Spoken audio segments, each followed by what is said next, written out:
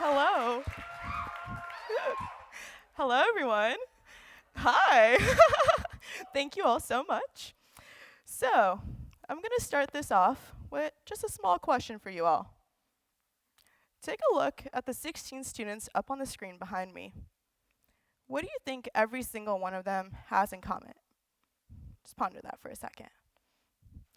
Turns out, every single one of us, including myself, mark this box on the US Census and all other forms of data collection. For all practical purposes, all of us are white. I didn't actually know what racial identification and classification meant growing up. In the 7th grade, I was sitting in my history class learning about the events leading up to 9/11 when one of my classmates turned around and said, "Why don't we just ask Parwana about the real reason behind 9/11? Her uncle Osama was part of it." My teacher very simply told him, "That's not a nice thing to say." I did agree. But I also added, "That was racist." My teacher was quick to jump in. He said, "Parwana, that is a strong word. I don't think what he said was meant to be racist." I didn't agree. "Why else would he make me family with goddamn bin Laden then?" I asked.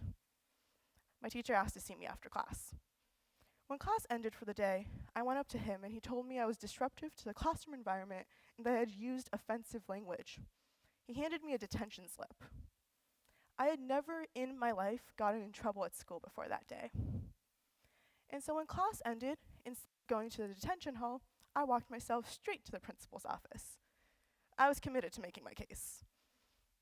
When I got there, the principal sat me down and instead told me that my idea of racism was flawed because my classmate and I were both white. I mean, there's no way he could have possibly been racist to me. He must have been joking. You can't be racist to one of your own. That's when I realized there was a slight problem in the narratives that were being told. What my teacher and what my principal believed to be true was the exact opposite of my lived experience. They were right. When I looked at my classmate, I did see a white boy. But I'd never looked at myself in the mirror and seen a white girl. Society didn't let me see that. And so, I tried to make that point. I tried to fight the fight. But when push came to shove, I gave in. I was threatened with being suspended if I didn't go to detention. So, as strong as I tried to be in 7th grade, I quickly knew my place. I went to detention after school that day and was given a piece of paper and told to reflect on why I was there. And so I did. I did exactly what I was told. Reflected and reflected and reflected more for an hour. That reflection essay actually ended up being one of the most crucial turning points of my early life. So much so that I actually kept a copy of it all throughout these years. Seeing that I didn't think anyone actually needed to see my handwriting in 7th grade, I figured I'd share one part of what I wrote. I just don't understand. When has anyone ever looked at me and thought I was white? He would have never said that to me if I was. I'm not white. I am not white. I am not white. But not a single other person agrees with me. One day I'll prove that. And so tonight, I am here to do just that. To share with you all the unsung reality that myself and millions of other Middle Eastern and North African or the MENA people face in the United States. Now you might ask how many millions? I will very confidently tell you I have no clue. The reality is that no one actually does. We don't make it to a single numerator, a single denominator. No equation includes us as a part of it. For all practical purposes, we don't exist. So, the question might become now, how on earth did you become white? I too wondered. So, I did some research, as one does. A few years after the establishment of the United States in 1776, the Naturalization Act of 1790 was passed, to which citizenship was confined to aliens being a free white person that had resided within the limits of the United States for a term of 2 years. Turns out that not every man was actually created equal, as the Declaration of Independence claimed. After many iterations and many edits to this law, Congress updated the naturalization requirements in 1870 to be any free white person. This now opened up the doors to European immigrants, but kept them shut to everyone else. But with time, more and more people began immigrating to the United States, chasing that promised American dream. And so, as immigrants arrived from Asia, South America, the Middle East, and North Africa, these racial limitations of the naturalization requirements were brought to light. At this point, naturalization remained a grossly government function, and so it was local courts that were making these decisions about who was and was not white, and therefore who could and could not become a US citizen. This did not end up going too well for anyone involved.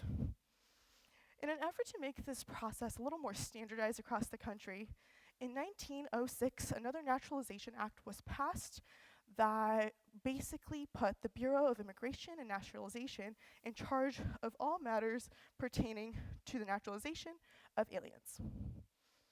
5 years later, in 1911, this same bureau officially ordered for the rejection of all citizenship applications that were from aliens who are neither white persons nor or Africans or persons of African birth or descent. Interesting. What did you say? And so, at this point in history, in the early 1900s, being white meant being Christian, being European, being Western, a definition that did not include the MENA community. At this point, this established an image of what Americans look like, what they believe, and how they speak. An image that honestly probably never was meant to give a place to the MENA community within it. But as more and more MENA immigrants began coming to the United States, the only strategy seemed to be to somehow prove that they pertained and belonged to this very restrictive, unforgiving, and politically motivated definition of whiteness. This proved to be no easy task. See, at the time, Americans and American courts saw the MENA people, especially those of Muslim faith, as barbaric, as hostile, as backwards. Honestly, not too different than we often talk about the MENA community nowadays. Just put that out there. And so, thousands and thousands of MENA immigrants were turned away at US ports. Their presence fell outside of these established parameters for whiteness, and thus their existence in the United States was a threat to identity, security, and all other things American. There was a select few who were let into the country, but even then, many of them were rejected from getting citizenships. In 1915, after a series of naturalization cases were brought forward by Arab Christians, Dow versus the United States established that Arabs, actually, they are white, so long as they're Christian. And so religion at this point was the defining point for race. An interesting concept, I would say. This in turn put a de facto Muslim ban into action that then remained for many decades to come. In 1942, Yemen-born Ahmed Hassan was denied citizenship to the United States because aside from the darker skin of the Arabs, it was well known that they were part of the Mohammedan world and that a wide gulf separated them from the predominantly Christian peoples of Europe. It then could not be expected that they would readily intermarry into our population and assimilate into our civilization. Let me translate. It was a long paragraph. Because the MENA community was not willing to give up their cultures, their languages, and their beliefs and adopt the standing notions and parameters for whiteness, they were still not welcome to the US. And so Hassan was denied citizenship on the basis that although he was Arab, he still was not white enough. Only 2 short years later, in 1944, Saudi-born Mohammed Mohiez became the first Arab-born Muslim to gain citizenship in the United States. I hope you're asking, what the heck happened in 2 years? Turns out that the US's interest in the Middle East peaked.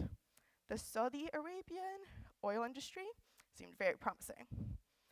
And so, the Massachusetts district judge that was in charge of Mohiez's hearing was quoted explaining his decision as necessary in order to promote friendlier relations between the United States and other nations. And so, at this point, the entirety of the MENA community became white, for no reason other than a political one. So that's the history. I promise that's all of it. What about today?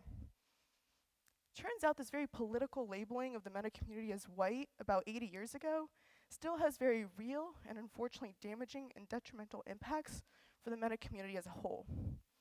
Census results, which very much take into consideration racial and ethnic distributions across the country, are used to allocate seats and draw district lines for the House of Representatives as well as other government positions and functions. Additionally, those results are used to distribute more than $800 billion worth of federal tax money to states in order to fund schools, housing, and healthcare. Because the MENA community has never been part of any sort of data collection, we have consistently been left out of this equation. How's our health? Couldn't tell you. Are we actually represented in various workforces and fields? I don't know. Do our youth pursue higher education? You guessed it, still no idea. And that's scary. When I was applying to college as a high school senior, my high school counselor called me to her office to tell me I'd made a small mistake on my application. She wanted to make sure we corrected it before I sent it off. In what could have been seen as my own way of standing up for what I believed in, I'd marked other on my application instead of white. I was told that was wrong because per the US Census definition, I was white. And so, in an effort to, abide by my very lovely high school counselor, I did that. She also informed me the majority of her Middle Eastern students in the past had made that same mistake. And I remember thinking to myself, that might be because I'm not actually considered white anywhere else. Just a thought, though. Because of that one single box that I had to check on my college application, I was unable to apply for scholarships for minority students. I didn't qualify for diversity initiatives, and I was not part of a single representation conversation. That honestly kind of blew my mind. And what scares me even more now is that my little sister, as she's applying to colleges and getting ready for that process, is going to experience the same thing. Nothing's changed. Although I am completely othered by my experiences, I am somehow still white by law.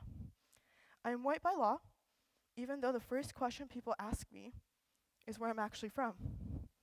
I never know if I should give them the name or the address of the hospital that I was born in San Jose, California, when all they want is something to put before hyphen American. I am white by law, even though people always tell me how well I speak English. My God, she does not even have an accent. I hear that so much. I never know exactly how to break the news that I've only ever lived in the United States. I am white by law, even though I am made an automatic spokesperson and assumed an expert in all politics, foreign affairs, and wars in the MENA region. Like Cam mentioned at the beginning of this, I do have 3 majors and not a single one is political science. So, my heritage, unfortunately, does not grant me automatic knowledge. I am white by law, even though people too frequently and regularly ask me about my opinion on Al-Qaeda and ISIS. Spoiler alert, my opinion, not very positive. Like the overwhelming majority of Muslims and MENA people. Thank you.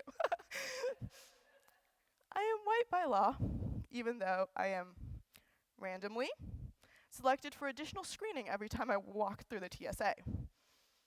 I think the most threatening thing I've ever had on me was a suitcase full of MCAT books.